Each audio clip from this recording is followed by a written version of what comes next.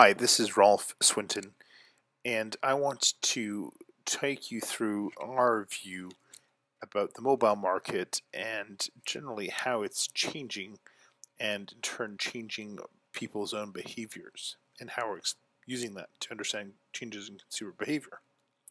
So when we look at the world now, this is the common living room where everybody has their device of one kind or another, whether they're watching TV, reading, walking down the street. We're constantly mediating the world between what's going on around us and what's happening on our mobile device. And in fact, the growth of these technologies is unprecedented. The number of mobile connected devices is absolutely exploding, and certainly orders of magnitude greater than what's available through people through PCs and laptops now as the range of internet connected things expands.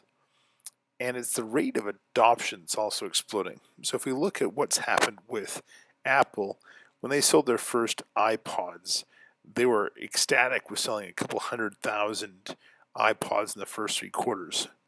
Well, when it came to launching the iPhone, they were able to sell nearly 4 million iPhones in the first 3 quarters. Then when it came to actually selling the iPad, they sold over 11 million iPads in the first 3 quarters. So certainly Apple's getting better at marketing, but also the rate of consumer adoption of new technologies is exploding as well. And we see that when we look at the depth of penetration already in mobile usage around the world. So there are approximately 7 billion people on the planet, and there's nearly one mobile subscription for every person. 5.5 billion cell phone subscriptions currently in the world. And most of those phones are being used with SMS. Over half of the world has access to a camera phone, and 1.8 billion people are using the mobile internet. That's more than have access to the fixed line internet now, and certainly a lot more than people who have PCs. So the world is really heavily shifting towards mobile usage in a range of ways, but also it's changing how we think about stuff. And Scott Adams, the author of Dilbert, has come up with the best term I know yet for how to describe it. And rather than being a device, it really is becoming our exobrain. We are putting more and more information into the device. And as such, the exobrain is changing who we are, how we think, how we remember. It's certainly something we keep with us all the time, where nearly everybody who has a mobile device has it within arm's reach at any moment.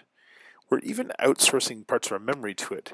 We are no longer remembering where we had a fact, but rather what's the Google search to help us find that particular piece of information.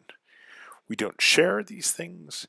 If we lose it, we notice right away. We look at our mobile phone on average 150 times a day. And so we might lose our wallet. It might take us a day to realize that. But if we lose our mobile device, we'll notice within 1 hour. So this thing's becoming insinuated into our lives, and we're using it in so many different ways, from taking pictures and accessing the web to playing music to games to entertainment to education, whatever it might happen to be. And with that, we're able to play and use the mobile tool as a way to gain deep consumer understanding and track exactly what and how their perceptions, their behaviors are changing. And that's where we see the opportunity about having the ability to use mobile devices widely to answer the most difficult questions.